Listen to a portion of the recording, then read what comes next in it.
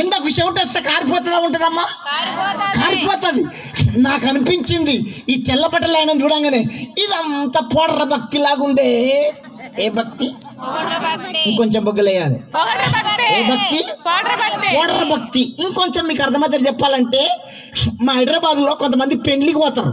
ఈమె దగ్గర పట్టుచీర లేకపోతే పక్కింటి తడుకొని సొమ్ములను దిగేసుకొని దొండపండ్ర లిప్టిక్ వేసుకొని కన్ను బొమ్మలు సన్నగా చేసుకొని పెళ్లికి పోతుంది. పెళ్లికి పోయినాక పెళ్లి అయిపోయినాక వేడి వేడి పలావ్ అన్నము వేడి వేడి బిర్యానీ తింటుంటే ఈ వేసుకున్న లిప్టిక్ అంతా పెద్దల పండుగ ఆడుతూ ఉంటుంది. దేనికి? వేడికి, ఉబ్బరానికి ఈ లిప్టిక్ అంతా పెదల పండుగ ఆడుతూ ఉంటది.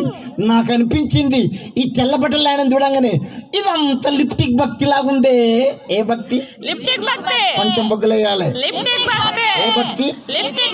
పోడర భక్తి, లిప్టిక్ భక్తి. ఇంకొంచెం మీకు అర్థమవుతాడు చెప్పాలంటే, మాది పల్లెటూరు. మా ఊర్లలో కట్టెల పొయ్యి పుల్లల పొయ్యిలు ఉంటాయి. ఇప్పుడు పుల్లల పొయ్యి అంటే ఎవరికి అర్థమవుతట్లేదు.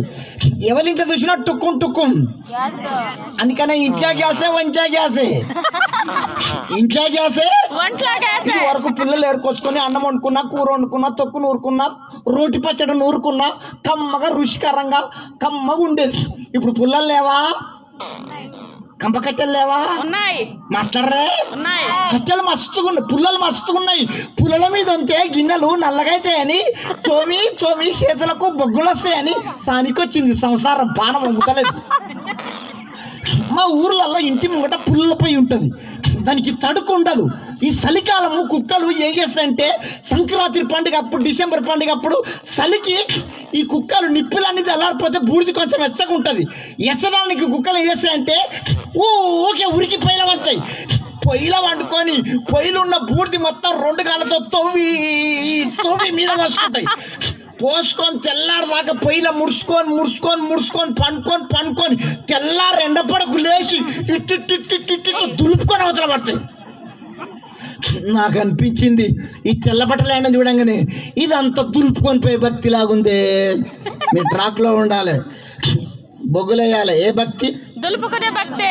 ఏ భక్తి? దులుపుకునే భక్తి. పోడర భక్తి, లిప్టిక్ భక్తి, దులుపుకొని పోయే భక్తి. నా పేరు సాయిలన్న. నేను భక్తికి కనిపిస్తున్నా, మాదిరి కనిపిస్తున్నా. నా సాక్ష్యము మొత్తం బయటపడాలి. ఎవడడితే బయటపడుతుంది? ఇప్పుడు నువ్వు కూడా మంచిగా నిండా ముసుకేసుకొని ఏం తెలవనట్టుగా ఎట్లా నీ రంగు నా రంగు, నీ బతుకు చిట్ట నా బతుకు చిట్ట. ఇప్పుడు మంచిగానే ఉన్నావు, తెల్లగా ఏం తెలవనట్టుగా నిండా ముసుకేసుకొని పరిశుద్ధంగా నీ రంగు నా రంగు, నీ బతుకు చిట్ట నా బతుకు చిట్ట, నీ బండారం నా బండారం బయటపడాలంటే మన ఇంటి పక్క వాళ్ళని అడగాలి. నీ సాక్ష్యం నా సాక్ష్యం మొత్తం బయటపడిపోతుంది. ఎవరిని అడగాలి? ఇంటి పక్క వాళ్ళని అడగాలి.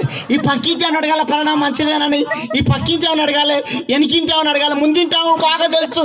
వస్తుంటే పోతుంటే చూస్తే కదా పలానా మంచిదేనా, ఆదివారం నాడు తెల్ల చీర కట్టుకొని పెద్ద బయట పట్టుకొని చర్చికి వస్తుంది, పలానా మంచిదేనా ముందింటామని అడగాలి. ముందింటాం అంటది ఓమ్మో ఆదివారం నాడు ఒక్కరోజు బాగుంటది, సోమవారం నాడు దాయే చూసుకుందాం దాయే దాయే దా నా రక్షణ పక్కన పెట్టి రంగంలో దిగుతుందా. వీళ్ళిద్దరి మధ్యలో కంటే రక్షణ అడ్డం వస్తుందంట. ఏమడ్డం వస్తుంది? రక్షణ అడ్డం వస్తుందంట. ఒకసారి గుంటూరు ఏసన్న ఒక మీటింగ్ లో ఒక ఉదాహరణ చెప్పిండు. అలా చర్చికి అంటే శాంతం వస్తుందంట. ఏం పేరు? శాంతం వస్తుందంట. చక్కటి భక్తి పర్రాలంట. తెల్ల చీర, తెల్ల జాకెట్, తల గుడ్డ కూడా తెల్లదనంట. శనివారం నాడు మందిరానికి వస్తుందంట. 2 బకెట్ల నీళ్ళు తీసుకుంటుందంట. ఓ సరుపు ప్యాకెట్ వేసి చర్చి మొత్తం శుభ్రం చేస్తుందంట. చర్చి కిటికీలు, చర్చి పుల్పిట్. ఒక మాటతో చెప్పాలంటే ఆదివారం నాడు అందరికన్నా మధుగాలు వచ్చి చెప్పులు స్టాండ్ కాడ కూర్చొని అందరు ఇచ్చేసిన చెప్పులు లైన్గా పెడతారంట. ప్రార్థన చేయమని మైకి ఇస్తే ఎక్కెక్కి వస్తుందంట.